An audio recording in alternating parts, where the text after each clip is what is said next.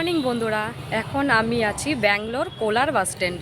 তো আজকে আমি যাব তিরুপতি মন্দির। তো দেখতেই পাচ্ছ এই বাসটা যাবে তিরুপতি মন্দির পর্যন্ত পৌঁছে দিবে।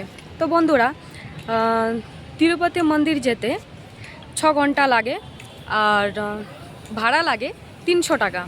তো বন্ধুরা, ওখান থেকে কিভাবে যেতে হয় না যেতে হয় সেগুলো তোমাদের সঙ্গে পরে আমি শেয়ার করব। পুরা 6 ঘন্টা জার্নি করে এখন আমার খুব খিদে পেয়েছে, তো এখন খেতে বসলাম। তো দেখতেই পাচ্ছ এখানে খাবার কি নিয়েছি সেটা বল। এখানে ফেমাস ফ্রাইড রাইস।